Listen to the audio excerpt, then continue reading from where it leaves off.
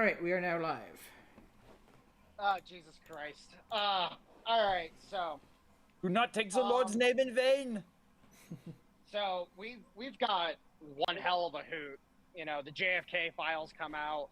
Everybody is like, oh, and mind you, it was mainly leftists who were playing this. Oh, they're not going to release anything new. They're just going to release the same documents that Biden released. Oh, they're going to be redacted, et cetera, and then fucking everything.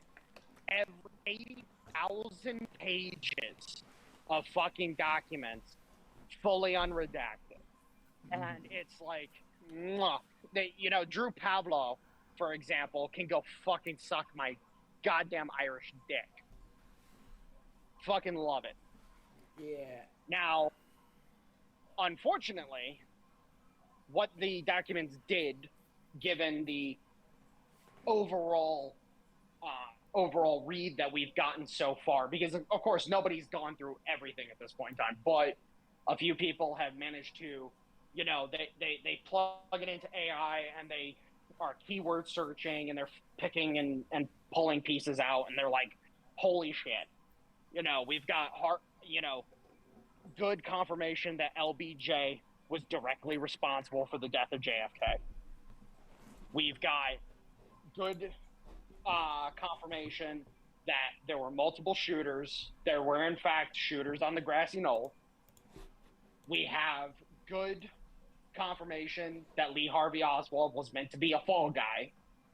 And then there were details about the CIA's efforts to focus everything on Lee Harvey Oswald and not on who was the guy that killed Lee Harvey Oswald again? Jack Ruby.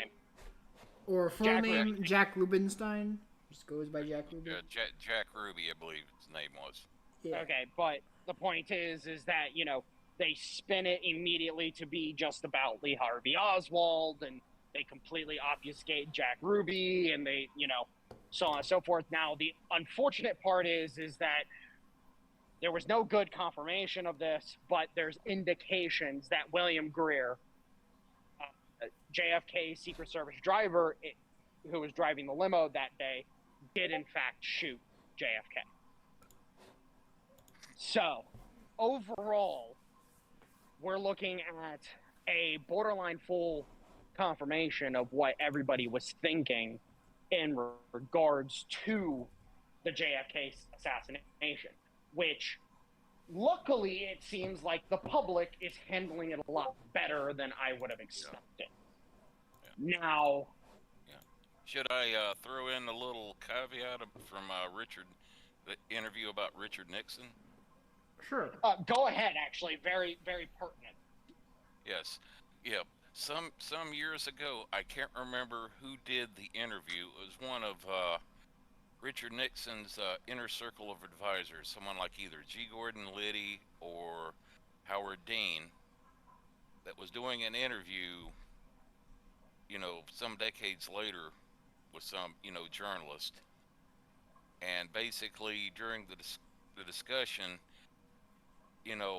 Nixon's advisor said that during the Watergate affair, before Nixon resigned, said they were sitting there discussing what was going on with the whole Watergate affair and whether or not he should resign, and said Nixon just out of the blue made this statement, said, my whole time in politics, I wanted to be president more than anything in the world and was willing to do most anything to get it, except for killing someone. And said he had a slight pause, and he said, but Lyndon Johnson didn't have any such reservations. And here's the thing about that, and what I want the viewer to understand is that Richard Nixon would have been privy to these documents, and probably, given Nixon's eccentricities and how he kind of obsessed over things a little bit, probably did a lot of digging into the whole JFK things, simply because it happened right before his presidency. So, I can understand that Nixon probably knew exactly what the fuck happened, especially given the fact that LBJ let's be frank. How many bodies does LBJ potentially have on him? Probably quite a few. Another thing I Well, like to point out. Another thing I like to point Vietnam out. War or millions probably. Gentlemen, another thing I like to point out is that my boy Lyndon here, it's kind of funny how he's from Texas, and at the same time, the assassination attempt was made in Texas. I mean, it's a small detail, but even as a kid, when I was hearing and I was reading up the theories and all the conspiracies on, like, all this other stuff, like, me and my family were talking about that, and we always suspected it was Lyndon, honestly, since, like, I was a little kid, honestly. So this isn't, Well- like, too surprising to me. Well, and I will point something out, and this ties into our further conversation further in the podcast, but that's called going into the lion's den. JFK probably didn't understand how tenuous of a position he was in, and so he freely went into the lion's den, not realizing that that was exactly what Lyndon B. Johnson wanted him to do. I think with JFK, I think what the deal was with him is that he knew stuff was horrible in the United States. However, he thought it was more of a quick fix, like a little ouchie. He didn't think it was such a, lack of words, such a massive gangrene infection that has infected the entirety of the United States. I wouldn't doubt that whatsoever. He did have an air of naivete of him. I will admit that. Just like his brother. Him and his brother did not have the acumen of their father when it came to politics. I will 100% agree with that.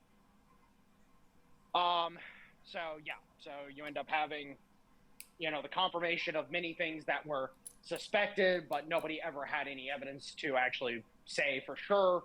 Now we have the evidence, and it's like, okay, Lyndon B. Johnson could be scorned as a traitor and a pariah. And honestly speaking, say for example, if there's a portrait of him hanging up in the White House, I would be, if I was president at the time of finding this out, I would take his portrait. Yeah. He should be effectively struck from the record of American presidents. Not to mention all the other stuff he was responsible for. Yep. Like creation of the welfare state, runaway inflation, the Vietnam War, were between U.S. servicemen and then Vietnamese and Cambodians and other nations over there, responsible for literally millions of deaths. Yeah. The man was what my grandfather would have called a piece of shit. Don't even get me started. accurate Don't even get me description. started on Agent Orange, gentlemen. We cannot forget about that absolute abomination against humanity. Hey, guys, let's just acknowledge something. Lyndon B. Johnson, he does have one thing going for him. He's got a higher KD than Bush Jr. Ooh. Yeah. Just a heads up, Stoner just said something in the chat, and he wanted me to let you know to take a look at it. All right, hold on. LBJ has a body count comparable to Hillary Clinton. He had a number of people who were in his way turn up dead. Yes, absolutely. And mind you, that was something I mentioned because Stoner earlier, because I was having a conversation with him privately, he asked me, if Jackie Kennedy, because it's very obvious Jackie Kennedy knew exactly what the fuck happened. Because you see how she reacts after Greer shoots her husband. You see how everything plays out. You see the pictures of LBJ sitting there beaming at the inauguration as Jackie is sitting there with blood-stained clothes. You understood the animosity this woman had towards this man. And it was... Yeah, there's another little bit of trivia I just remembered where about 10 years ago, where they discovered an audio tape where Jackie Kennedy did an interview with a journalist that was a close friend of the family, and they just discovered it about 10 years ago. And from what she said in that videotape, both her and John Kennedy full well knew just how big of an SOB Johnson was, and exact words that Jackie Kennedy said, what John Kennedy told her said, God help this country if Lyndon Johnson ever becomes president. And Yes. he was right. So, yeah, they knew who they were dealing with. They just didn't know how far he was willing to go. Now, to just finish my point that I was making, why did Jackie Kennedy never come forward, never talk about it? And again, I would like to point out, LBJ was willing to go as far as he did to become president. What's 5 more bodies to keep being president? Exactly. Yeah. So, at the end of the day, unfortunately, there is not much she could have done. Now, what this does is it cements John's legacy. John will forever be remembered as the president that was betrayed by the deep state. And now we have a president who was also very betrayed by the deep state, but survived and is now on a war path to destroy the deep state. So, very much a solemn win, but a win nonetheless. And then this information coming out about John Kennedy, that's just going to pile on the pressure on the deep state that much more. Absolutely. Now, what's funny is that what's funny about the situation is that this actually plays into the situation to do with Europe. So, moving on to Europe and the connection they have to this. So, unfortunately, a lot of people have jumped. Oh, hold on. I apologize. A lot of people have jumped on. Well, I just noticed something really odd. And Gerald, welcome, sir. Hello, Jarreau. Dr. Jarreau is here. Yep, howdy. What were you trying to say, Stan? A Forgotten History here a while back did a video on LBJ and their Most Corrupt series, and I was looking for it and was going to post it here. They done took it down. Very My guess suspicious. is they're probably doing an updated version of it in the light of all this stuff that's come out. Oh yeah, absolutely, probably. Like they probably privated it immediately when they heard that the JFK files, where the files were released, and then they were able to confirm they were fucking open and viewable. They were like, oh, private that, we're gonna make a new video. Oh, by the way, Dr. Jarreau, I do got a question for you. How are the androids working out? Is Cell behaving himself? Hey, what? What? Oh, An Dale android? gets it. He was making a Dragon Ball Z reference. Oh my Dr. God. Jarreau was the name of... Yeah, Dr. Jarreau Yeah. was the name of an antagonist in a few episodes. Yeah, after I came up with the name, then I saw that, I'm like, what is that? But whatever. It's just geriatrics doctor. Whatever. Fair enough. Well, Yeah, back on the deal with the CIA. If memory serves, wasn't the CIA created via an executive order and not by legislation? Yes, it was actually. So that means Trump would be. It would be the fucking atomic bomb of the century, but Trump could issue an executive order in light of what's come out with these files on JFK to completely disband the CIA if he saw fit. You're absolutely correct, and again, I do apologize. She was texting me because, you guys know on Discord how it'll pop up that you're playing a game. Yeah. Well, she saw it pop up that she was playing The Sims 4, but it said my name, and she's like, "Oh my god, I thought I broke something." I'm like, "No, you're fine. It's good. Don't worry." Fair enough.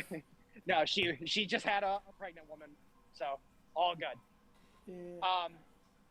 But You know, yes, if Trump disbanded the CIA with an executive order, we, he would immediately have some district court traffic judge telling him, no, you can't. Yeah, that's So that worked. Actually, Well- calling it an executive disorder in Trump's case would be quite appropriate. yes, Oh, absolutely. I approve of all his executive disorder. I'm behind all of it. But man, is he having this is a tough uphill climb he's dealing with. Wow. Jeez, he's in deep. And I'll get into why none of it matters here in a few. I just really want to press home this point, you know, with the connection of Europe to the JFK assassination, because unfortunately, as people were unpacking these documents, you know, a lot of people were like, "Oh, Israeli intelligence is mentioned, and the Israelis are the ones that killed JFK." Okay, chill the fuck out, you fucking imbeciles. Clearly, you don't understand the fucking time frame you're talking about. You don't understand the fucking framework that you're working with. So please shut up. Let the adults actually tell you what the fuck is going on, you fucking imbecilic children. Okay, rant over. The fact of the matter is that no, it wasn't Israeli intelligence, because during this time period, Israel has just become a independent nation in what year? 48. 1948. Yeah. Yes. Okay. You do not build an intelligence agency in fucking, what would that be, 15 years. Yeah. You don't build an intelligence agency in 15 years, period, in a story. The CIA barely had its footing going into the Vietnam War. And we see how disastrous the Vietnam War went. Yes, but So- gentlemen, we're forgetting the fact that the Jews are different. They, those little shovel grabbers control everything. Sorry, I had to make that joke. Okay. There's another point that I think also, as far as like the Israeli and British connection. You remember what happened in 1956? What specifically? Something about the Suez Canal, Yes. Yeah. where it was England and France and Israel Yep. trying to retake possession of the Suez Canal. And that's probably where the connections between the Israeli intelligence and MI6 became quite close, probably around about that time.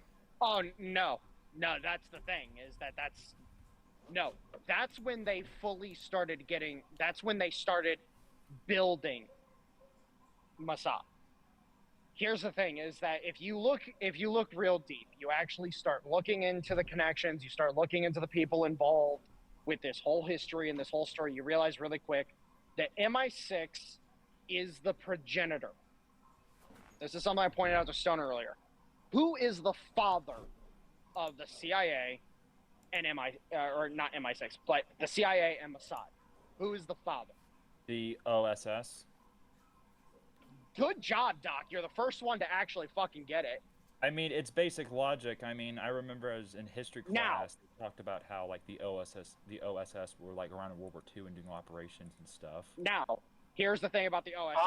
A lot of the OSS, a lot of people don't realize, but the OSS was a joint American-British venture. It was not an American thing. It was a joint American-British thing. And thus, what you end up having is after World War II, and they don't have to jointly communicate each other with intelligence stuff on the regular, they split off. The U.S. goes off and forms the CIA, which then becomes Langley, and then the OSS, its framework, becomes that of MI6. OSS literally becomes MI6. Oh, by the way, I would like to reference everybody that the original OSS headquarters was the first headquarters of what becomes MI6. The connections are as follows. The CIA, with cooperation with MI6 and Mossad, because Mossad is an extension of MI6. And Mossad does not exist in the modern day, mind you. Mossad does not exist with MI6. Because without MI6, Mossad loses half of their capabilities. And one of the things that people do not understand is that what is MI6 known for?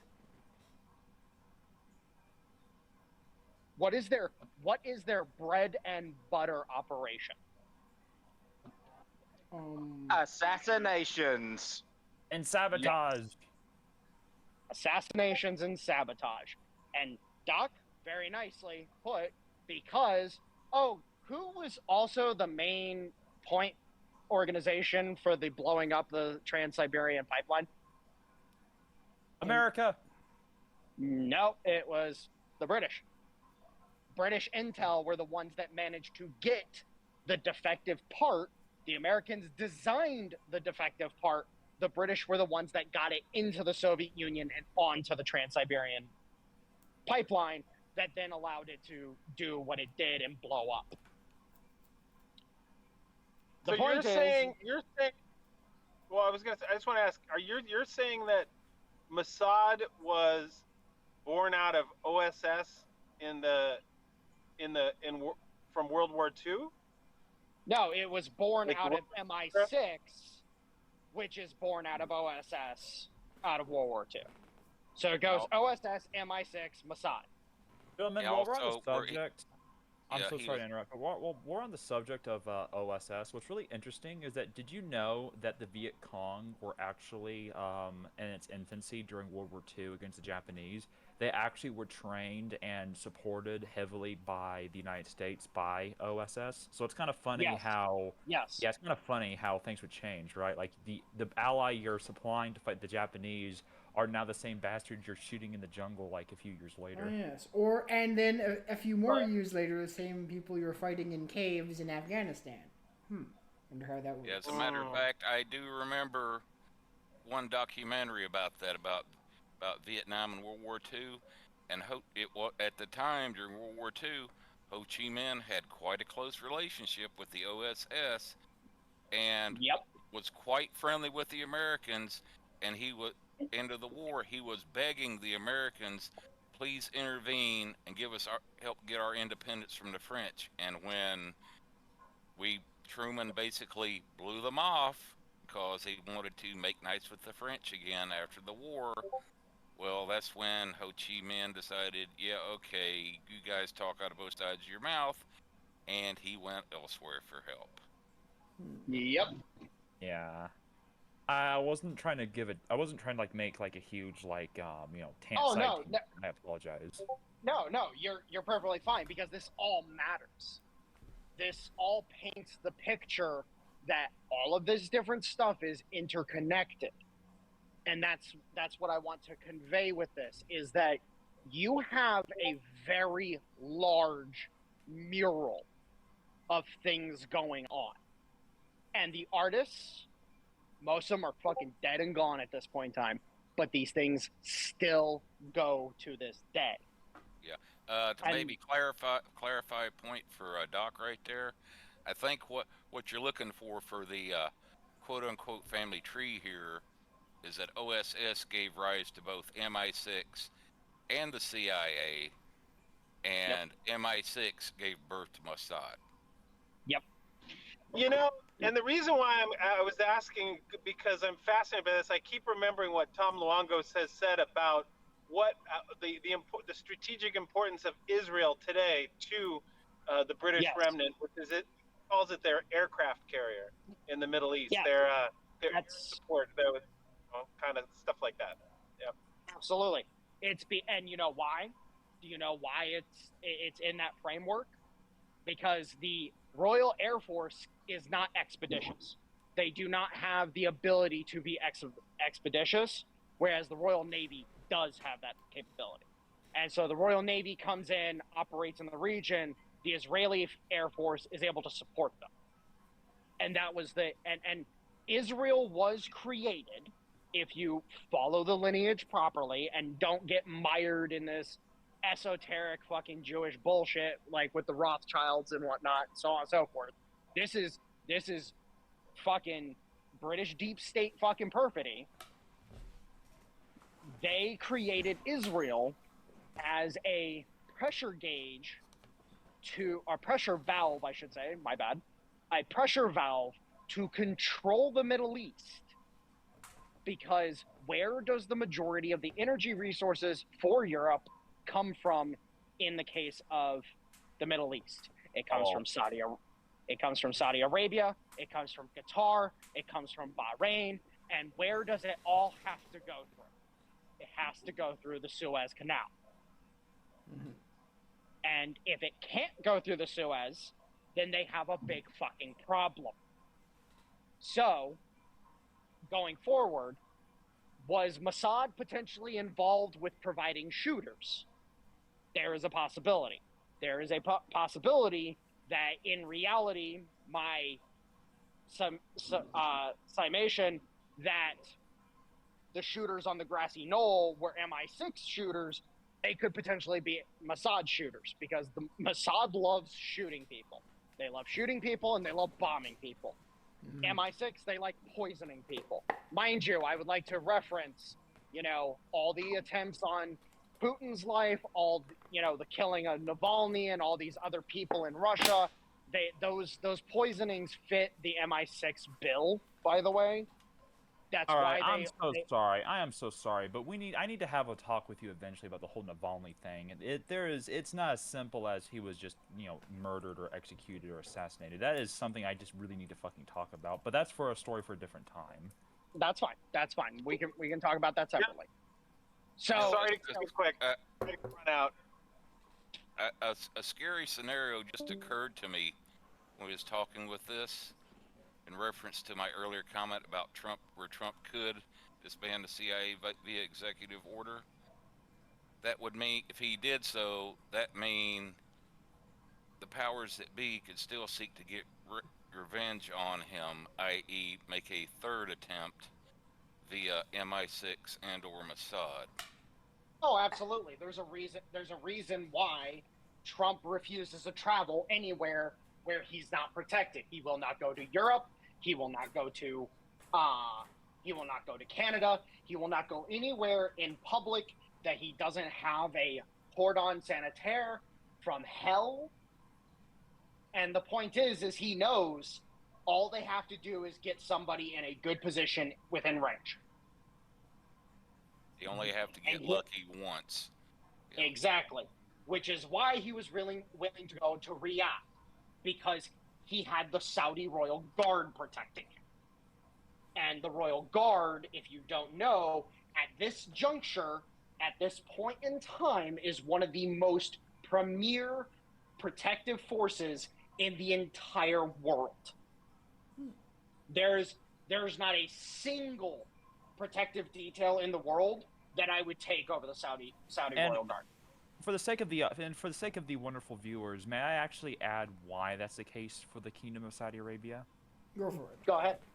So, the Kingdom of Saudi Arabia has been kind of oppressive over its own people for many, many years now, and essentially the only reason why it hasn't been overthrown by its own people is because it's stable. The average Saudi has a decent, okay standard of living, and the military and the society and the police and security forces are structured around the king, and the king doing a good job not getting overthrown. So for people who talk about the Saudi military and wondering, okay, why is their military so terrible? Why can't they fight the Houthis well?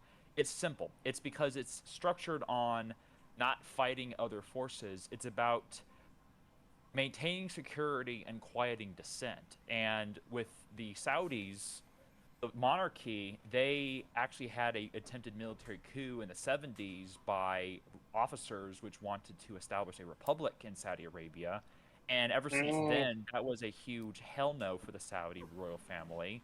So they basically made their security forces for their royal family some of the best, if not the best in the world, because there's so many people within Saudi Arabia themselves that dream about the overthrow of the bastard monarchy and establish some type of republic, or at least a constitutional monarchy. So the king, who is a total monarch, is like, hell no, I'm going to have the most loyal, most trusted, most fed security on the planet because I'm not getting overthrown.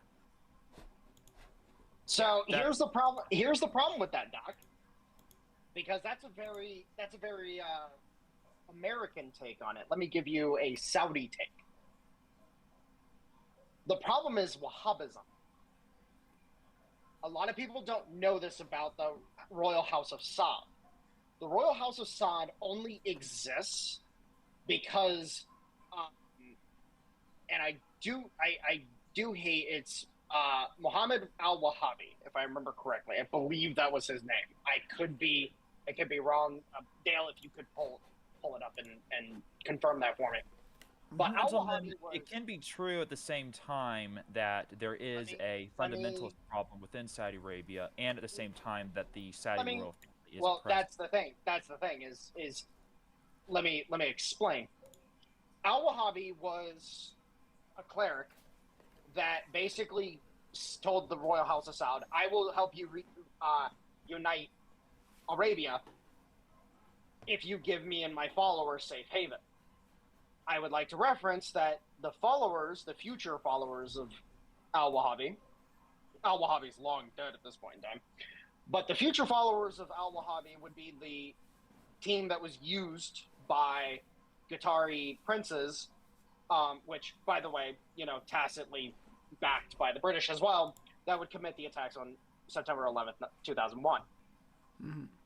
The situation in reality in Saudi Arabia is twofold. Are they oppressive? Yes, but only oppressive to specific fundamentalist groups, like the Wahhabis. The reason they are so oppressive towards the Wahhabis is because they have to keep them in line, or else you'll have a situation like Iraq, Syria, Lebanon, Jordan, Egypt, etc., that has been plaguing the entire region since fucking memoriam at this point in time because of these fundamentalist groups. So while, yes, people, quote-unquote, feel oppressed, that oppression is with due cause.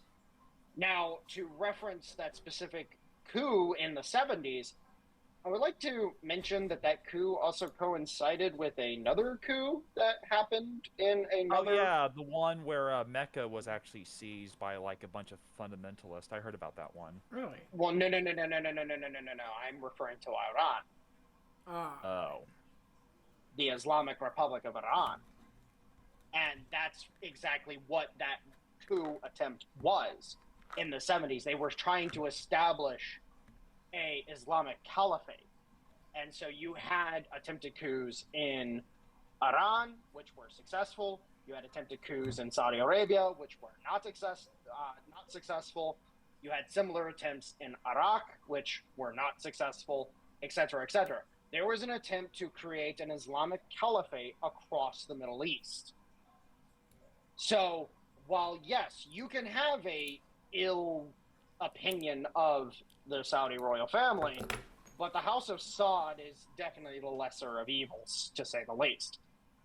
Now, to get back on track with the overall connection, incestuous relationship that we have with intelligence agencies, the fact of the matter is that, the British connection is there when it comes to the killing of JFK. And mind you, JFK was not a friend of the British.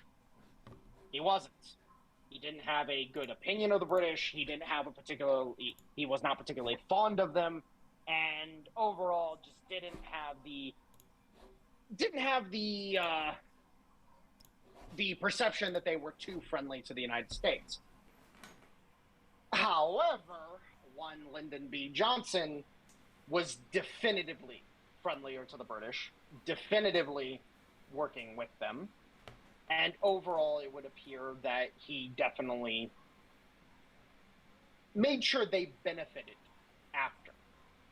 I would also like to reference that this is, the same age in which the fall of Bretton Woods occurs.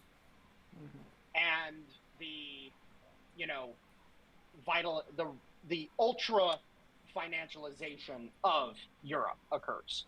This is the same time period that Europe starts to become the superpower that they want to be again. They want to be the new superpower on the block. They want to create a European Union capable of standing against both the Warsaw Pact and the United States. Oh, wait. The United States was meant to be its gendarmerie. And that's the whole point, is that there is a lot to be said about the potential connection to JFK's killing, to Europe, and to the potential that, in reality, the quote-unquote Israeli intelligence being referenced in those documents wasn't actually Israeli intelligence. It was British intelligence. I would also like to reference, ladies and gentlemen, that those references to Israeli intelligence are in brackets. God damn it, I'm sorry. Discord cut a massive fart on my end, and the only thing I heard was United States, gendarme, click. Are you boys still hearing me? Oh yeah, I Yeah. think this was just. I can still hear you. Yeah. It's Okay, perfect it was on just- my end. Yeah, okay, it was just me, a Stoner.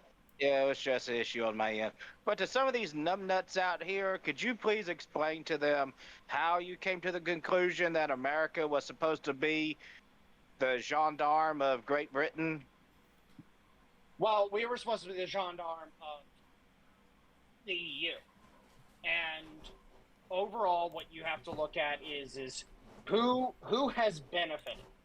You know, we've had a massive economic crunch that was placed on the United States. You know, the Marshall Plan, which, you know, the Marshall Plan was benevolence towards Europe. You know, we were allowing them to tax us with massive tariffs in order to help rebuild their economies. And then that system fell apart, but they continued tariffing us. Now, mind you, these are the same people that will scream day and night that, you know, tariffs are evil and bad and so on and so forth, and yet they have these massive tariffs on us. You know, we're talking 100% tariffs almost across the board. In some cases, 150 to 200%. Again, as we referenced in a previous episode with Canada, they have a 270% tariff on American milk. So, overall, you have this idea that the United States was nothing more than a pay pig. And I'm going to use that term explicitly because a lot of people, you know, a lot of people are going to understand the connotation of that. Mm-hmm. But the United States was nothing more than a pay pig for Europe, and then we were supposed to fight their wars. This is what the whole purpose of NATO was. It was supposed to be the Europeans would hold the line long enough for the United States to thrust forward. That was the whole point. We were the ones supposed to do the dying for the dead. You said thrust. So overall, and the evidence is clear across the board. You look at how they reacted towards Trump talking about getting out of NATO. You saw how they reacted towards the tariffs. You realize how they reacted towards us negotiating with Russia and so on and so forth. No, you're not supposed to do that. You're supposed to listen to us. You're supposed to do what we tell you. And if you don't do what we tell you, then we're gonna fucking hit you again.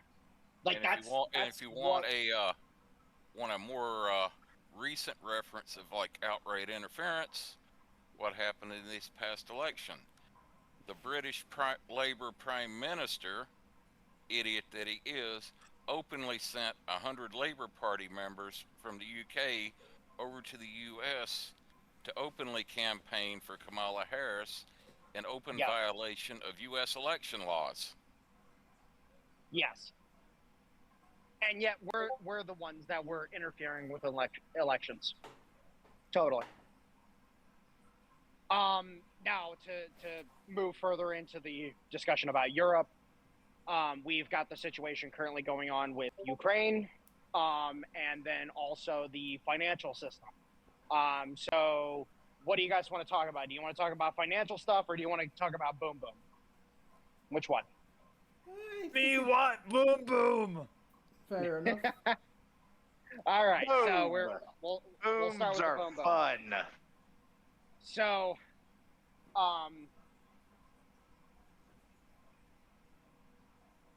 me and Mitch earlier today, we were sitting down and we were watching a episode by Defense Politics Asia, and me and Mitch noticed something as we were watching the video. It was very clear, like, hey, there's reports of guys here,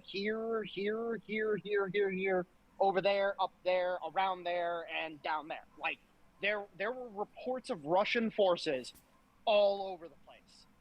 And yet, the map wasn't changed. It wasn't adjusting for those reports. It wasn't compensating for the fact that, you're talking about guys being reported a kilometer behind the Ukrainian lines. And so, by that logic, me and Mitch came to the same conclusion that there is currently a Russian general offensive underway in Ukraine. Yes. And Basically along the entire 1,000-kilometer long front. across the board. And we're even talking down in Kherson and Zaporizhia, where there hasn't been movement on the line in 6-8 months. We're talking massive pushing across the entire front.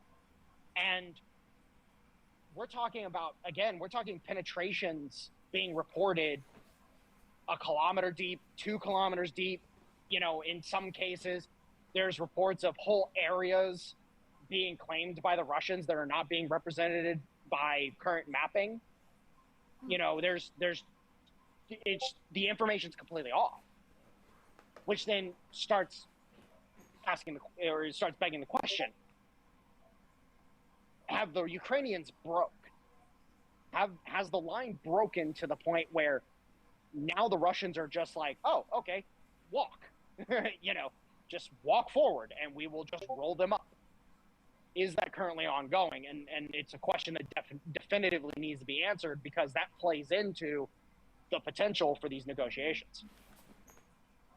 Well, a thing I've been hearing for a while in regard to the Russian strategy that many people believed is that Russia has been fighting more defensively as to not waste its own resources and manpower and people in general, and just allow the Ukrainians to just kind of be stupid and just kind of do like attacks on them or whatever. Basically, the Ukrainians would basically be hitting Russia in the chest. They'll get exhausted. Once Ukraine is exhausted, Russia can just mop up the resistance that's left. And it's it's a very brutal, if you think about it, and very costly way for your enemy for do warfare.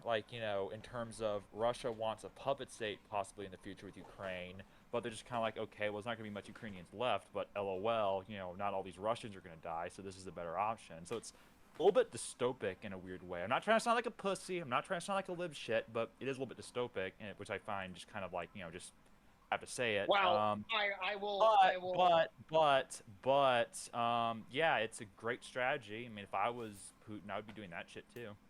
So yeah, well, I will point this out for you, and just so you understand, this is what we refer to as artillery warfare. This is, I'm not going to spend blood. I'm going to spend steel. I'm going to deliver upon you death from afar. We've seen this strategy utilized by Napoleon. We've seen this strategy utilized by the Prussians. We've seen this strategy utilized by the British, by the Soviets. We've seen this strategy used since artillery came to the fucking battlefield, where certain militaries will get really good with artillery and long-range fire as a way to preserve manpower. Because, yes, you might imagine, how expensive is an artillery shell? Well, an artillery shell, if you're the Russians, is like $500. Whereas a soldier costs, $40,000 in training and equipment and, taking care of them. So it only takes a few hours to make another artillery shell, whereas it takes 20 years to create another human being and train them to be a soldier. Exactly. And so this strategy is to the benefit, especially given the casualties that, a lot of people don't realize this. Russia has never recovered from the Second World War. They are currently at the population they would have been at the beginning of World War II. They've never recovered because they've never been allowed to recover because of the communist state. Here's the thing that you have to understand is when Putin made the comments years ago now, when he made the Putins that the fall of the Soviet Union was the most lamentable moment of history, he wasn't saying the fall of the Communist Party.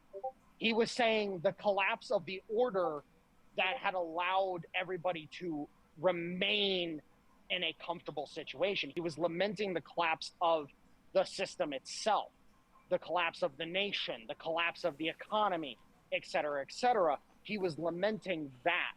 He wasn't lamenting the dissolution of the party.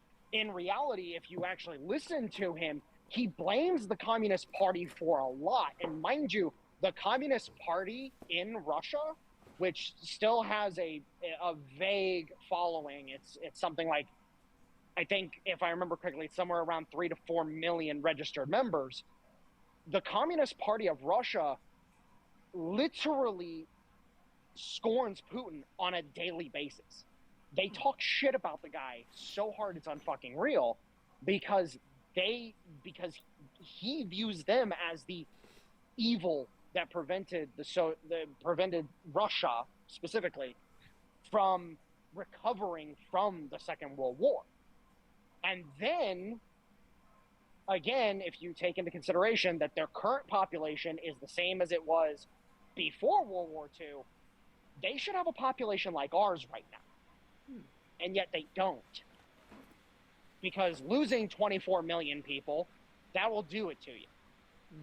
And I know there's going to be a bunch of fucking idiots that are like, oh, how do you, it's so laughable that they lost 224 million soldiers. No, they didn't lose 24 million soldiers.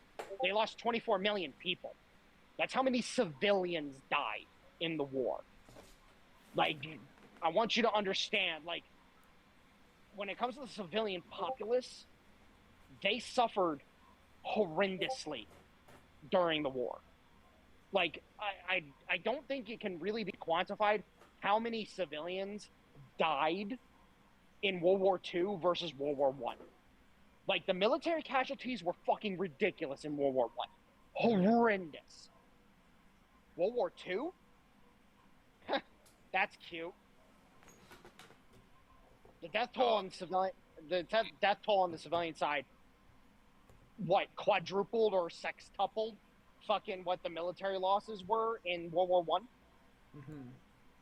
Yeah, because World War II, it became quite politically acceptable, especially with the rise of long-range bombers, to go ahead and bomb entire cities just to take out a couple factories. Yep. Which, in World War I, it was not politically acceptable to target civilian populace. Yeah. Civilians were given very long due notice when cities were going to be bombarded. Very long due notice. We're talking weeks in advance. They would get notice that we are going to be bombarding this city. You have to leave. But Doc, more appropriately, what you was talking about, the strategy that the Russians are using, basically the overall name for it is called attrition warfare. Yes. To where you want to grind the other side down to where you have the advantage. And basically, that's what the Russians, some of the Ukrainians that they've interviewed recently have basically said, yeah, they've got all their little fortifications and trenches dug down in there. What the Russians will do, they will literally spend days hurling artillery shells at those trench lines until there's nothing left of them, and they're totally uninhabitable, and they have to evacuate them. and then the Russians will finally send their ground forces forward.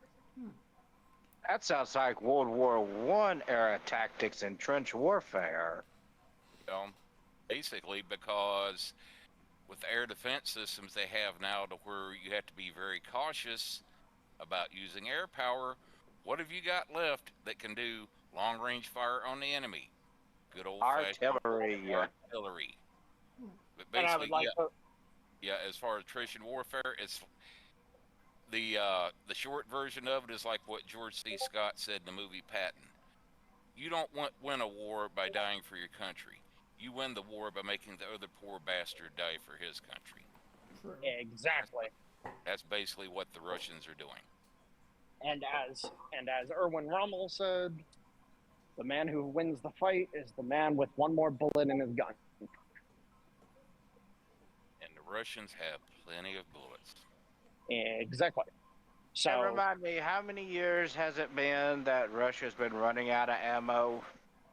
Going Day on one. three. Yeah. Yes. Russia is now roughly almost 3.5 years into their imminent collapse. Yeah. And that's the one dichotomy they don't realize with the narratives they're pushing. On the one hand, they're scaremongering and making the Russians out to be the boogeyman, saying, oh my God, we have to fight them in Ukraine. We have to spend 800 billion euros to develop a European army, or else the Russians are going to conquer all of Europe. But then on the other hand, they'll flip right around and say, oh, the Russian army is so weak and so corrupt and so inept. Look at how the Ukrainians are able to kick their ass, so we need to keep sending support to Ukraine. Ever heard of Schrodinger's cat? You have But Schrodinger's army. Schrodinger Russian now. But here's the point: is that you have a very clear general offensive underway, and it's very clear. There's no ifs, ands, or buts about it. It's very clear that the Russians are pushing. They're pushing hard, and they're creating the situation where obviously Trump is like, okay, well, clearly you guys have won. How much of Ukraine do you want? That's the discussion that's being had right now. How much of The Ukraine answer does is yes, Russia- comrade. We want all of it, comrade. Well, no. No, they don't. Yeah. I'm pretty sure they don't want the western parts of Ukraine, which are basically like hate them and Yeah. Banderite Central, i.e. neo-Nazis. yeah, you're not gonna want to take over a part of the country that's just full of terrorists who want to kill you. And that's the part that I actually want to reference when Doc made the comment that they want a Ukrainian puppet. They don't want that either. Because, Hey, I want a Ukrainian puppet state. because at the end of the fucking day, that puppet state would be antagonistic towards them, and they'd rather just not have them. Whereas if they can create the situation where that puppet state, or that Trump Ukraine, as everybody refers to it as, can just openly be like, okay, fuck these Bandera guys, we're gonna fucking kill them. Oh wait, that's already begun. They've already started hunting these guys down. There's been murders all over the place. Yeah, The there one was guy. in Odessa, right? He was gunned down by some wasn't it by the father of someone who died in the war or something like that? No, it was a volunteer that went AWOL, or not a volunteer, a conscript that went AWOL. Oh. Yeah, I think you're referencing the what happened in 2014 with the massacre. I believe it was the Odessa Opera House, where they No, that's the trade hall. That was the one they burnt down.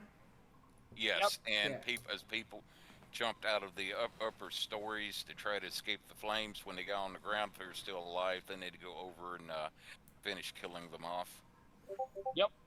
And I'll tell you something else that really pisses me off is these assholes on X that are defending the Ukrainians that captured that man, saying that he was what was the word? He was a traitor. He was a he was a deserter. Da da da da da. Basically, he deserves whatever happens to him. Absolutely, and that's because, and mind you, we No, now I was talking understand. about I was talking. They were saying that about the guy who shot the Banderite. I know, and and I want you to understand that's another British connection, because we're realizing right now, oh wait, those people got really fucking quiet over the week that USAID got fucking axed, and then all of a sudden the British start announcing a bunch of humanitarian funding and other money for Ukraine, and then those people came back. It's really ironic that that happened in that sequence. Yes. Yes, it is. Almost like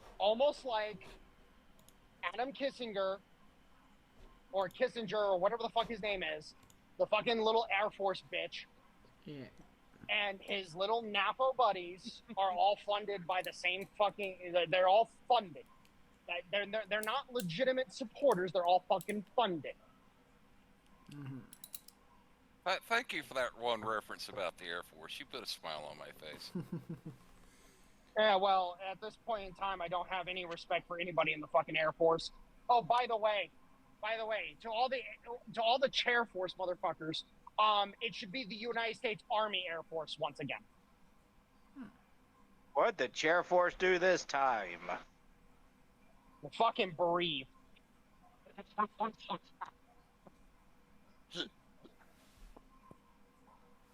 But yeah, well, Warhound, you can correct me on this. My general read on it, where a lot of people are thinking that if they don't make a peace deal of some kind and the war keeps going, that eventually what the Russians are going to end up looking at as a minimum is, if it keeps going, no peace deal, is basically they're going to take everything up to Kiev, east of the Dnieper River.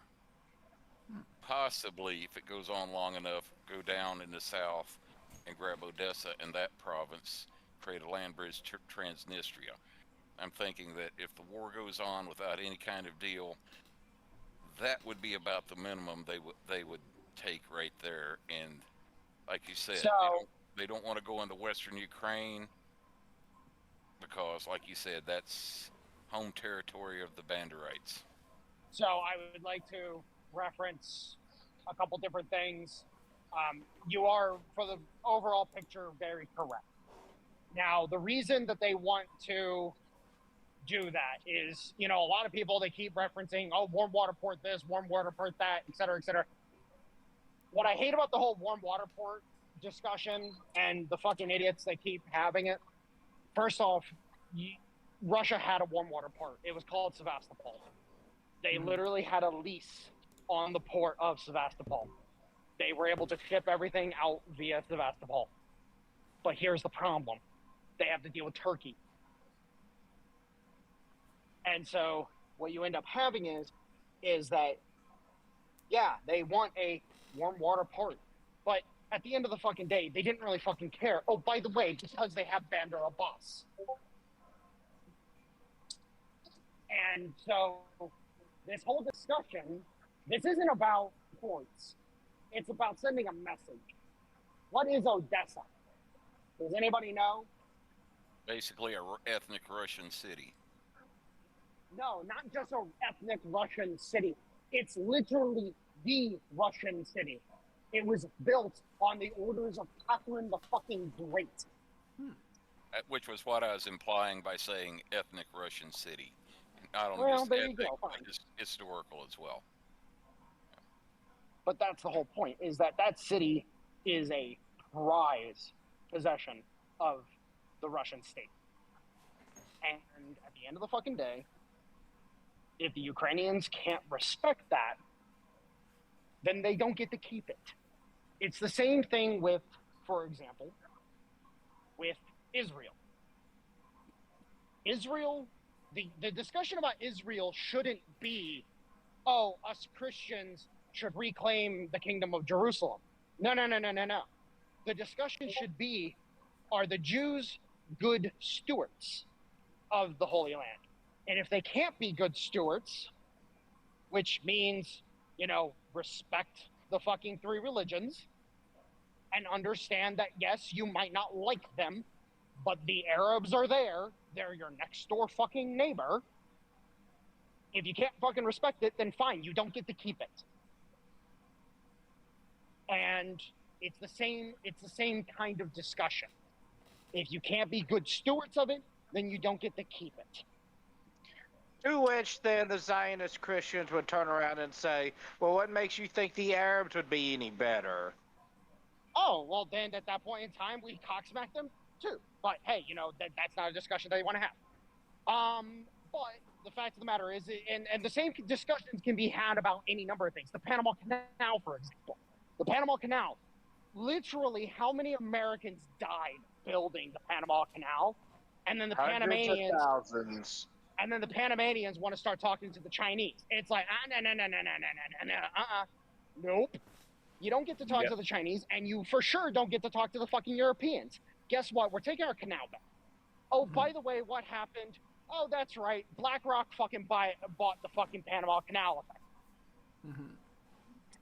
Which, not that there's any love lost between me and BlackRock, but better BlackRock than the Chinese. Right. And better BlackRock than the fucking London banks. So the fact of the matter is that there's a lot of discussions that can be had there. Now, I want to kind of move on to the Belgorod situation because all of you were asking me about it, and me and Mitch we definitely were making fun of it.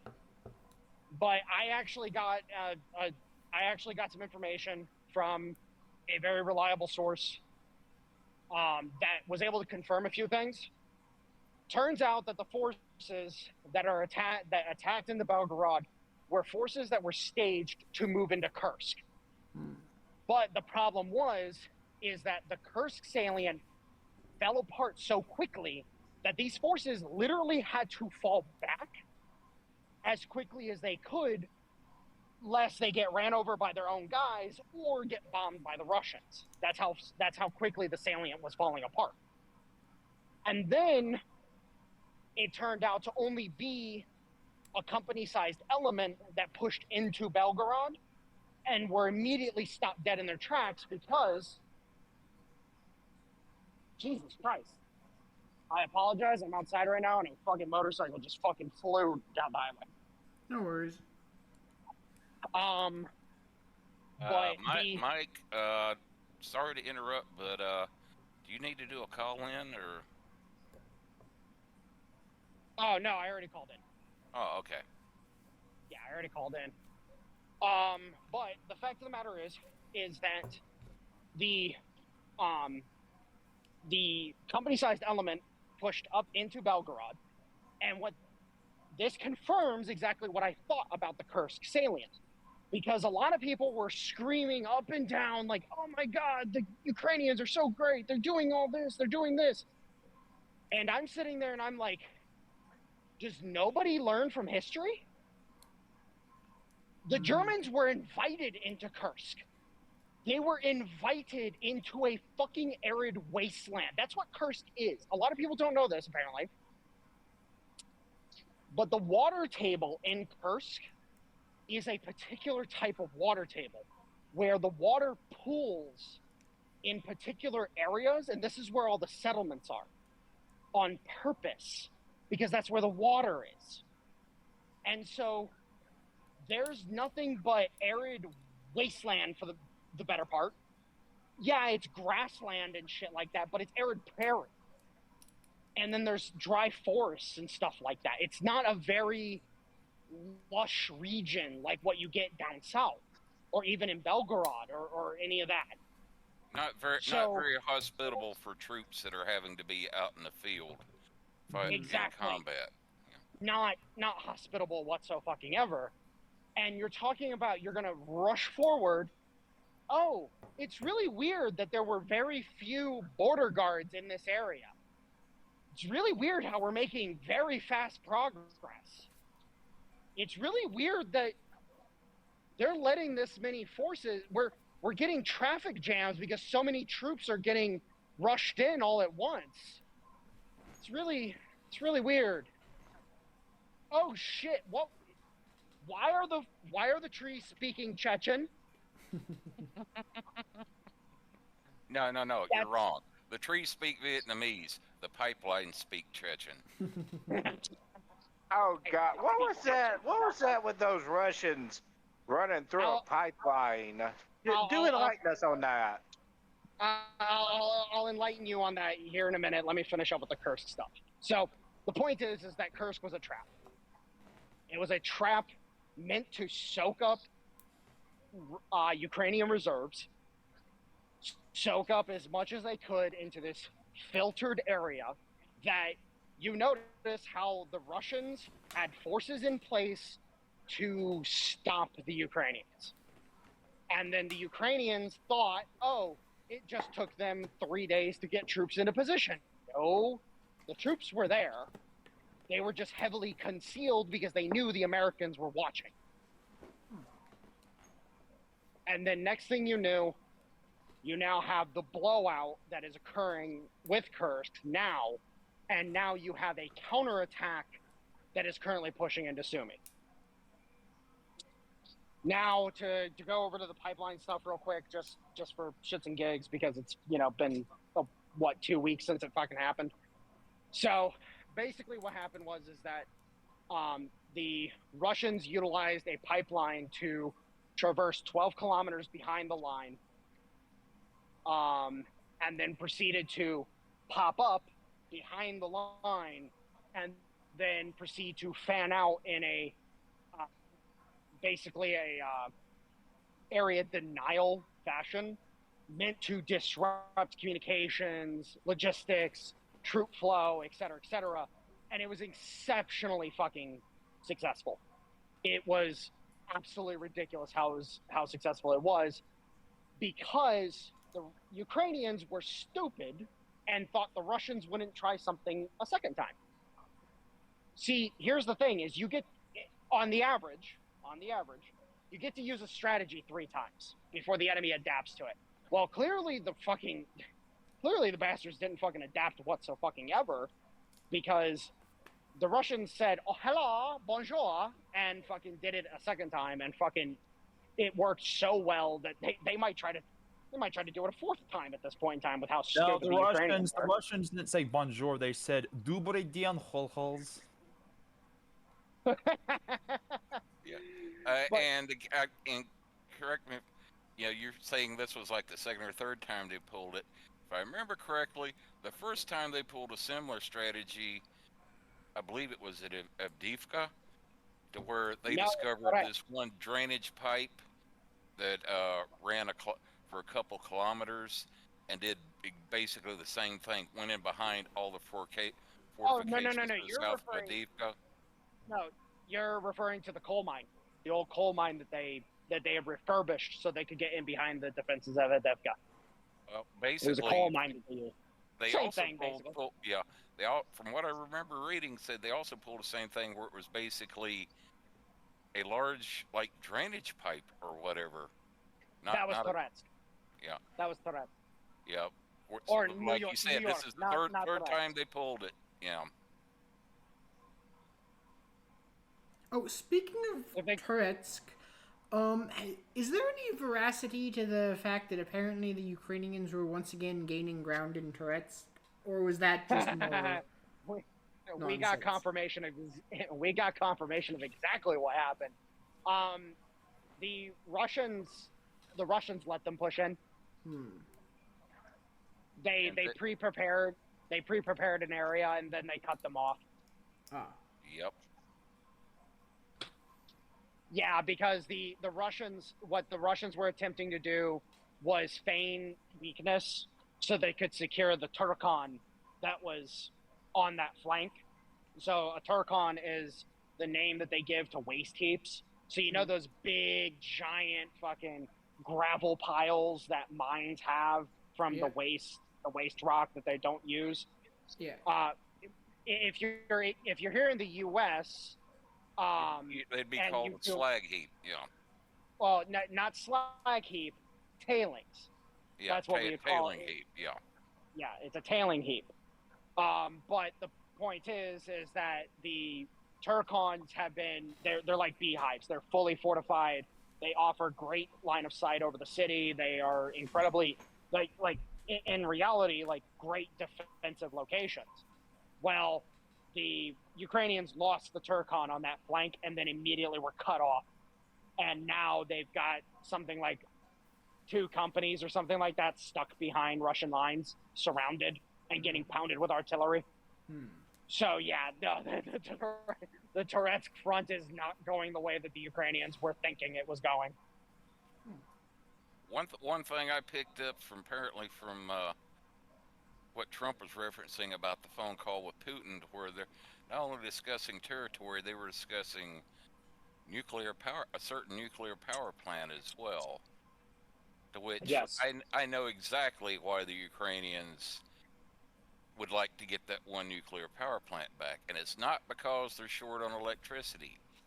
What have they got stored there? What have they got there besides the nuclear power plant? They have the spent fuel storage, which can be processed for plutonium or for nasty enough stuff to create a dirty bomb. And I know exactly what Putin's answer to that is going to be. No way in hell. Yeah, if they hit Russia with a dirty bomb, Oreshnik is going to come out to play again. Aren't dirty bombs basically like not that useful? A dirty bomb, about all it does is throw radiation everywhere. Well, no. It can be very dangerous. It only take like, I think not even a gram or 2 of plutonium. If it's ground up into fine enough dust and spread out over a wide area into the atmosphere where the winds could blow it around, just a gram or 2 of plutonium spread equally could exterminate the entire human race. As I said, radiation. The concern isn't dirty bombs. Dirty bombs, the Israelis have already proven that dirty bombs as a tactic are unviable. What they want is the plutonium, because the plutonium, what they want it for is nuclear artillery shells. You know, it said, you know, make nuclear weapon, or at the very least, try to make a dirty bomb. Now, I could see nuclear artillery. Nuclear artillery shells like Atomic Annie. Yes. Yep. At the very least, what I'd see Putin agreeing to says, hey, we signed a peace deal. We'll be willing to reconnect that power plant back into the grid to where Ukraine can get electricity from it, but we're not giving the power plant back to them. Well, again, I don't see them giving it back. Period. They can have Chernobyl. Well, yeah, yeah. I think the Russians kind of let them have that one after the initial part of the war. Yeah. But no, the fact of the matter is that the Kursk front it was a trap. The Belgorod incursion was merely a single company of men that attempted to circumvent around the push and try to ambush forces that were pushing against the Kursk salient. They got stopped dead and then were killed. So now here's the thing that is of particular interest to me, and this is the situation to do with Touretsk. If the situation in Touretsk is as bad as I'm seeing, and mind you, this is again taking into account that the Ukrainian mapping is 2 weeks behind, at least a week, bare minimum, but most likely 2 weeks behind. We are talking about a potential where the Touretsk front might actually be the break point, where they give up the ghost. Because, again, losing the flank that they did is a huge blow to the Ukrainians. Like losing that high ground is the only thing that's benefiting the Ukrainians at this point in time, because it gives them the ability. I have the high ground. So we shall see as time goes on. It will be interesting to see what happens.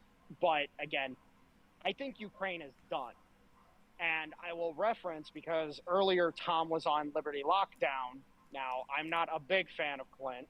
I think he's a little bit of an petulant child, but he has matured a little bit over the course of the past year, apparently, and is not a complete fucking libtard anymore. Or lolbert, my bad, not libtard, lolbert. But the point is that, you know, Tom has surmised that the Ukrainian or the Russians and the Americans have already made a deal. And the rollout of that deal is going to occur over phases to give the appearance of negotiations. I believe and I do concur with Tom. I think the deal has already been struck. And I would like to note this limited 30-day ceasefire that on infrastructure and the electrical grid. Anybody else know the caveat that the Americans have to follow with it? Is it the same thing that that Ukraine can no longer target oil processing facilities or something like that? Nope. Cutting off aid and intel again? Nope. Well, kind of. No materiel. The U.S. cannot ship in materiel for those 30 days. And by what I've been seeing from reports coming from other people, that seems to be being abided. So, yeah. The Russians are going to use these 30 days like, okay, yeah, we won't target those things, but we're definitely going to be pushing. Here's my question. What's to stop the Europeans from fucking it up? They don't have much material to send. Oh yeah, they're desperately trying to figure out how they're going to justify printing 800 billion euros to try to build a European military. Well, Like they're trying. Yeah, the one story that I heard, what their plan is, they're actually trying to concoct a plan to get part of that 800 billion by raiding their own citizens' private savings accounts. Yeah. Yes. Oh, Well, that's not going to and go over too well. The other part of that, and we discussed this with the last video we did on Canada, the other part of that is dollar-denominated bonds from the Bank of Canada sold at a premium rate versus the U.S. Fed funds rate so that they can basically undercut and soak liquidity out of the United States using Canada as a sieve. So that's the way they're going to pay for this. And here's the thing that I don't think they understand. One, the citizenry is not going to go for that. Over in Europe, savings are a big fucking deal. Like here in the United States, we like to invest. We like to put our stuff into bonds, stocks, businesses, et cetera, et cetera. Over in Europe, they like to have savings. And if the government starts raiding savings accounts, that's going to send people full kilter. So I would be hesitant to say that would be the primary way they do it, because I don't see them being able to do it without fucking incurring the wrath of their people. I would be looking at Canada, and again, as I said previously, Trump needs to put the fucking pressure on Canada and force Canada to heal and force them to become the 51st state. Which, by the way, I would like to let you guys know, I have gotten some information about the perception of the idea of Canada as the 51st state. They literally want to make Canada as a whole a state. No. We'll be pissed. Huh? No. Just hell No. Texas No, would no, no longer no. Texas would no longer be the largest Yeah, state. but the issue with that is you basically get another California, and that. Well, you no, know, that's... if you make it a here's the state. thing. Here's the thing. So I have been talking with people, and we think we have an idea of how they would structure it. each province of Canada would be considered a district. And then the Canadian state as a whole would be a state. So it would get 2 senators, and then it would get an appropriate number. How many people does Canada have again? about 40 million. Okay. Do we really want to share a union with the people who gave birth to the cuck known as Justin Trudeau? Well, yeah, no, I let do me not want explain. Canada as a state. I'm going to explain exactly why this is a good thing for the United States, and you're going to hate me for it, but you're going to have to acknowledge it. Canada as a state, and this was confirmed by several people who were in on the Trump meeting between Trump and Trudeau. Trudeau basically was groveling at Trump's feet, not literally, but basically, saying if you levy these tariffs on Canada, we cannot exist as a country. We will cease to be a nation because we will not be able to sustain it. Which then begs the question, if a 25% tariff, which, by the way, Canada has a $10 billion fucking trade surplus with us. If $10 billion is a problem for them, then what's the point? Like, at that point in time, why are you your own country if you can't sustain $10 billion? Right. So I do have one question about the whole making each province a district. How do you do that? Because districts are defined by the U.S. Constitution, and they're not based on an area, they're based on a population size. So, like, how do you get around that and make it into this special state where districts are done in a completely different way than is outlined in the Constitution? Well, that's something that, honestly speaking, would have to be visited. But Right. You also have to understand, taking Canada in as the 51st state would be precedent setting. You're talking about a massive change to political borders. You're talking about a massive change for the United States.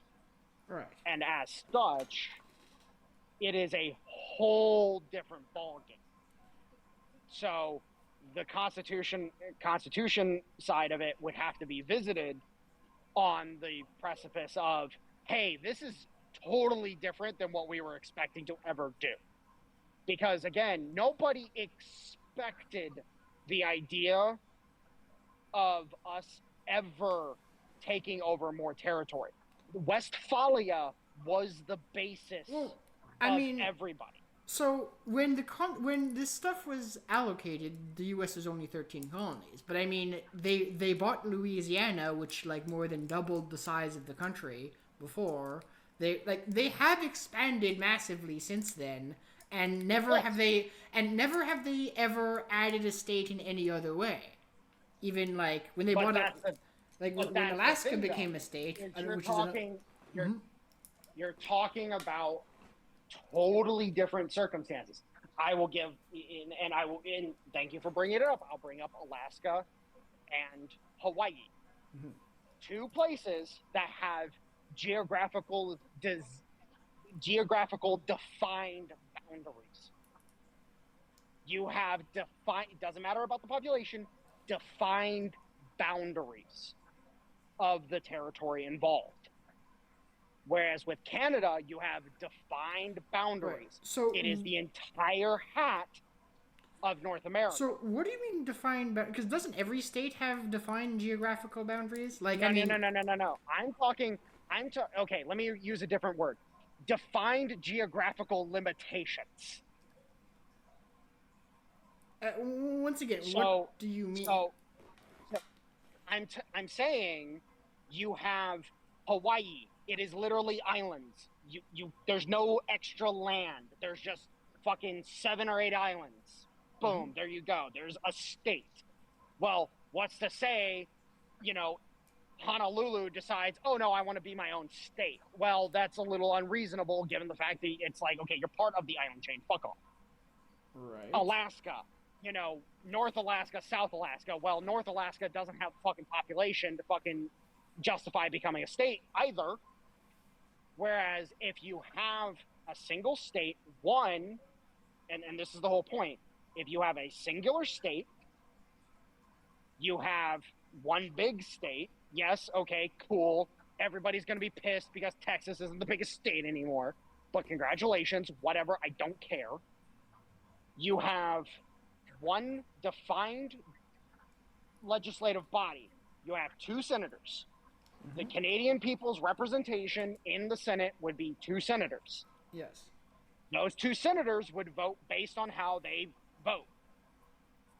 Then you have the provinces, which can act as the districts, because at the end of the day, how would we apportion if not based on those boundaries? Well, okay, so you have this population in British Columbia. Say, okay, let's just take it like this. Quebec gets 10, Ottawa gets 10, Manitoba gets 5, Saskatchewan gets 8, Alberta gets 8, so on and so on. The point is that what you would have is that it would simplify the process and prevent a potential issue. Whereas if we start splitting Canada up into its constituent provinces and make each of those individual states, then you create a possibility of problems. Now, I'm not saying that you couldn't do that. I'm saying this is what I'm hearing on the grapevine from other people that are kind of more in the know than I am, because they actually live in Canada. Yeah, they're listening to what is actually being talked about up there. Yeah, no, so you may have misunderstood what my concern. My concern wasn't just like, okay, if they why not make each individual province a state? My concern was if you make Canada a state with 2 senators, which is you also get its representatives in the House of Representatives, and that's basically another California. Like, it's gonna vote like California will. And Exactly. Gentlemen, I actually have to get going. I have some working out to do and some stuff to take care of. It was really nice to be on with y'all tonight. Yes. All right, I'll talk to you later, Doc. Talk to you All later. right, see you around. Yeah. Bye. Right, because like Now, you're given gonna how- have Canada. Given Canada. how Canada's government looks right now, trying to say that they're not going to be like in California, no offense, but that is just I just cannot accept it. Not with what I'm seeing in the Canadian government. Okay, and clearly To say you don't know. otherwise You is don't just know enough. bullshit. No, clearly you don't know enough of them. You don't talk to them, because I do. I know what's The only going ones on. the only ones I've interacted with are a bunch of fucking liberal douchebags. Yeah, because the majority of the ones that are hyperly active online come out of Ottawa. Oh, or not Ottawa, Ontario, my bad. Let me explain something. They don't like the Liberals. They don't like Trudeau. They don't like Carney. They fucking despise Carney. But they also despise Polyev because they don't trust him. Because at best, he's controlled opposition. At worst, he's just like the rest of them. The point is that if all of a sudden Canadians were voting for U.S. representation, Canada might look a lot fucking different. So, just out of curiosity, which Canadians, who were you talking to that said the reason they don't like Polyev is because they don't trust him? Like, what is the general political affiliation of those people? Oh, I'm talking. I've had discussions involving Marty Benz, Sean Newman, what's that other guy's fucking name? Shit. He's gonna be He's gonna be in Calgary this May, and I completely fucking blanked on his name because I've only interacted with him a couple times. But I've interacted with people of their communities. Mind you, Sean Newman, Marty Benz, great guys, fucking fantastic, very inquisitive, very fucking smart and intuitive. And their communities are very much representations of themselves.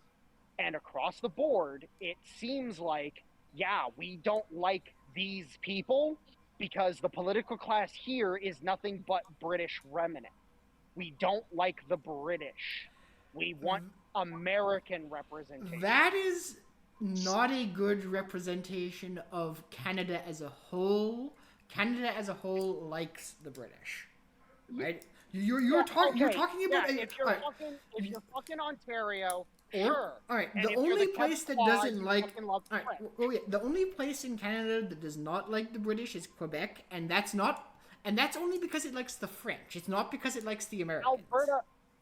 Alberta and fucking Saskatchewan have been lit on fire Well, all right, by the prospect. Alberta, yes, but keep in mind Saskatchewan has like 5 people in it total, right? So that's not going to matter when it comes to representation in the U.S. House of Representatives, right? That's going to have like one. A province that has a total of 10 people in it is not going to matter much when it comes to mass politics. Maybe again. Right? Where are the population centers? How do the population centers in Canada vote? Right? They vote overwhelmingly for fucking insane communists. Right? They vote like California. Right? In certain provincial elections like Saskatchewan, better people win, but that's because less people vote. Like that's because it's a smaller, Saskatchewan doesn't matter in terms of federal politics in Canada, and it wouldn't matter in terms of federal politics if it was part of the U.S., because there's just no one there. And I love Saskatchewan, but if we're electing people based on total population... You can say the same thing about fucking Oregon, about Vermont, about fucking Maine, about fucking Rhode Island. You could say... yes. And at the end of the day... there is potential, and the fact of the matter is that the potential needs to be seen through, because at the end of the day, and this is the problem I have with this conversation is that we constantly just want to play this game of current day. Mm-hmm. Let me explain something. The Russia of 1990 is no longer the Russia of 1990. Correct. The U.S. of 1990 is not the current U.S. Yes. The current Europe of 1990 might be similar to nowadays, but at the same time, those are also the bastards that we are fighting against. And they will never change unless we fucking kill their upper class and fucking purge them. Mm-hmm. But the fact of the matter is that across the board, if Canada was liberated from European bullshit, which Mark Carney is an attempt by Europe to solidify control over Canada. Because let me just put this out there. If Canada was such a lost cause, then why Mark Carney? Why would they need somebody so powerful within their establishment to run Canada if Canada was a lost cause? Well, I mean, because at the end of the day, it's not, and we just need to figure out the way to get there. Right. Yeah, but you might have a situation where you have a purple state where it ebbs and flows. It might be a fucking another swing state. Oh no, it is not going to be a swing. It is going to be a solid blue state if it is allowed to vote as a whole. Because I agree with Dale on this because he has more experience. So you have with to Canada. understand that the quote we don't. The quote conservative party in Canada is to the left of the Democrat Party in a lot of areas in America. And people are sick and tired of it. They're not. I don't. Some people are, but the vast. All right. One thing you don't really understand about Canada is Canadian cultural identity. There's only one aspect to Canadian cultural identity, and that is we're not the US and we're better than you in the US. That's not going to go away, and the voting pattern based on that, it's not even US. We're not the US. We're better than you, especially those southern, rednecks, racists, blah blah blah, and that's not going to go away.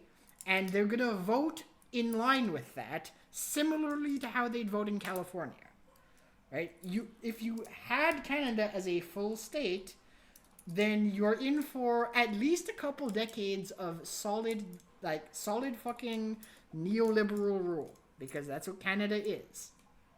And they will fucking destroy us So in those 2 decades. There was a party that came out that split from the Conservative Party about 10 years ago now, I think. And over the past it's the Based Party. It's the People's Party of Canada.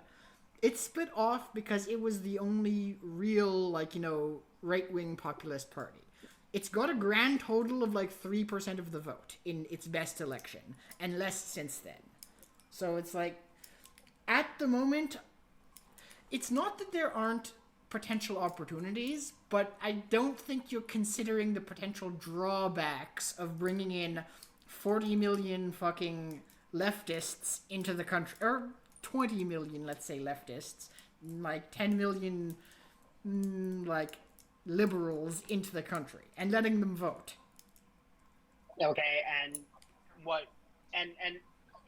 I'm just going to point this out. I made the comment, and maybe I didn't convey this enough. Mm-hmm. The world in which Canada joins the United States is not going to be the same world that the fucking current day is.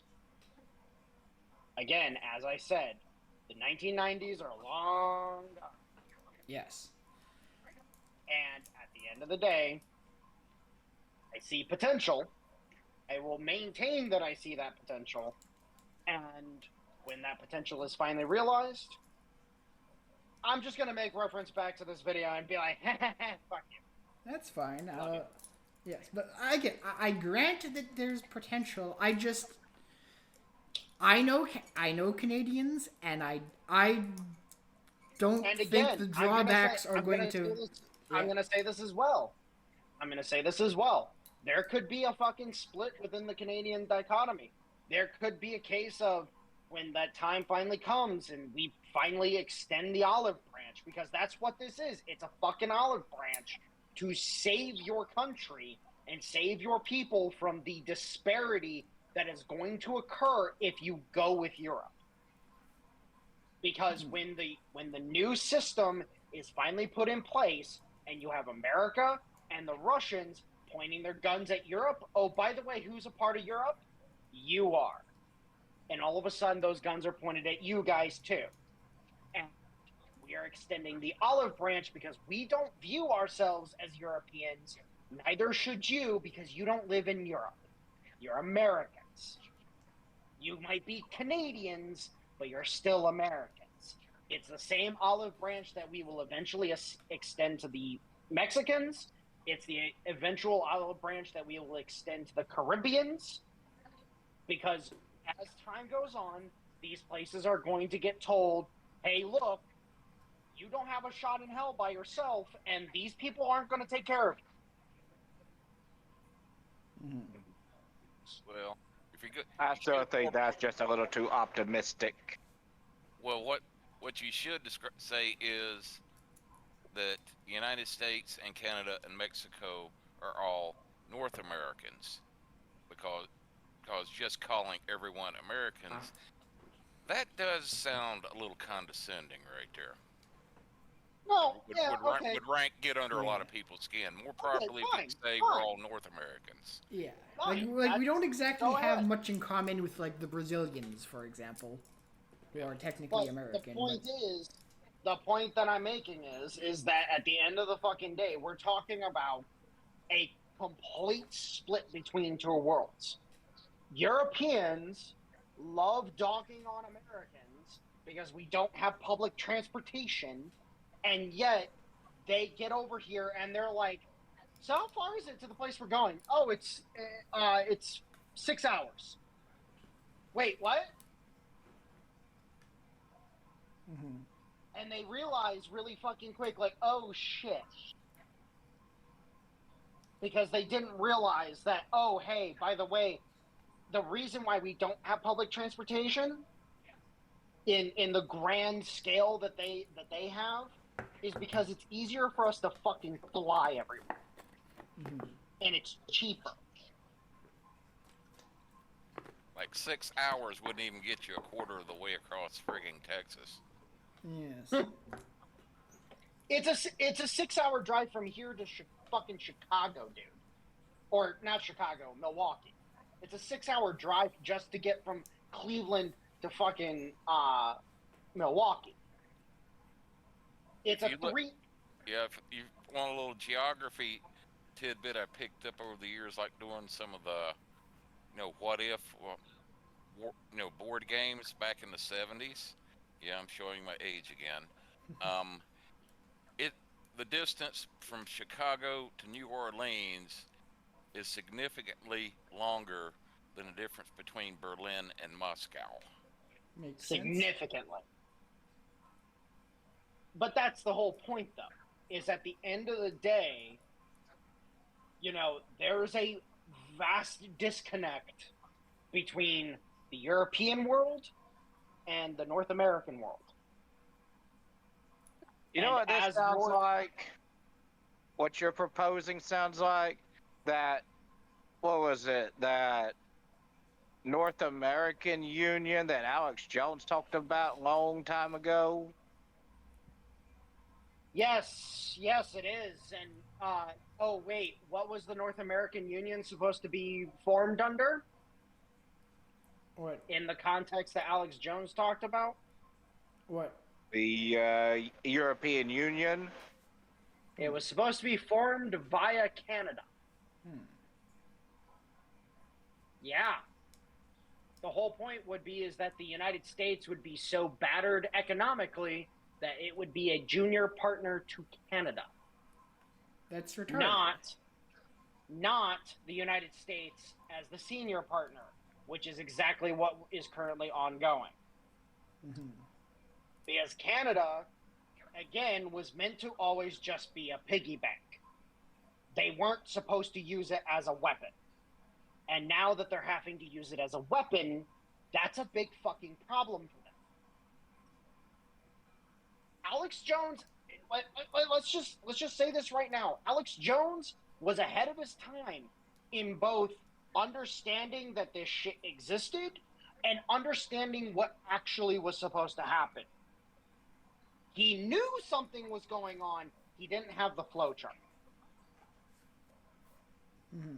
There's a reason why Alex Jones annoys me to no fucking end. Because it's like, okay, dude, I get it. We already knew that this was a thing. Like, the whole fucking Plan 2050. The UN Resolution 2050.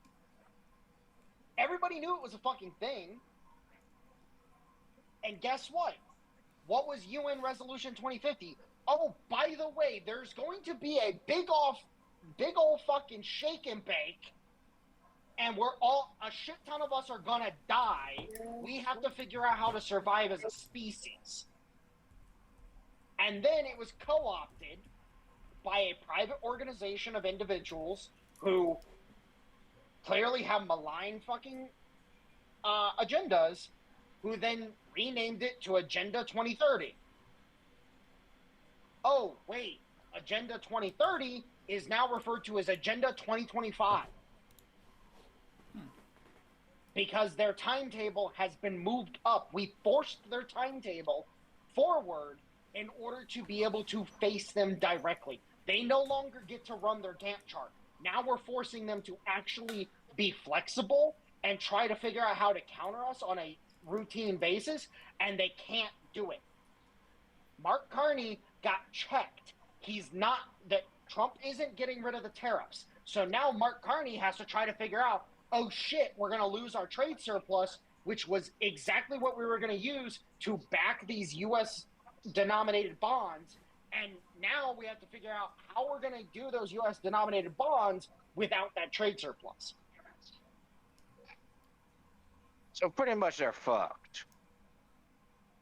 Well, they can do one thing and one thing only, and that's kill Trump. And guess what? They already failed that plenty of times. Yeah. And on top of that, that $10 billion trade surplus, they've only managed $10 billion by having tariffs on some of our products upwards of like 250 and 300%. Yeah. And the whole point is that what that trade surplus is, because you could do fractional bonds. You can do like, okay, we have $10 billion in surplus, we can issue 100 billion in bonds, or 200 billion in bonds, or 300 billion in bonds, et cetera, et cetera. Like we can basically print as much money as we want based on this 10 billion. And if the U.S. had rescinded the tariffs, which again we're talking about expending the tariffs again, if we had rescinded the tariffs, they would have been able to grow that trade surplus. Well, now they can't grow that trade surplus, so now they have to try to figure out how to do it again. Canada will be the 51st state of the Union. The conditions in which it joins the Union is going to be totally fucking different. The American Union was meant to be a European wet job on the United States. Now we've turned it on them, and we've said, oh, no. We're taking Canada, and you get to die. Just to bring something up, I think not only coming up on a 2-hour point, but getting close to time for you to get off of work, so we might want to take a look at starting to wrap it up here. Well, honestly speaking, I think that was a good point to wrap it up. So, Yeah, Dale's AFK for the moment, so... No, I just got back. Did I miss anything? Yeah, we're wrapping it up. Did anyone say any slurs in the minute or so I was gone that I'm going to have to edit it? All right, good. Yeah, I said nigger, dyke, cunt, wow. I just want to point out, you the only person here that's going to use slurs on a normal basis is Stoner.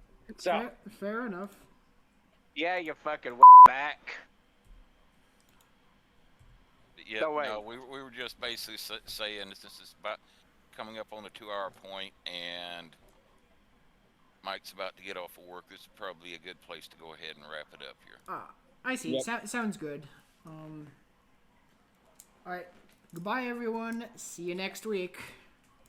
Adios, amigos.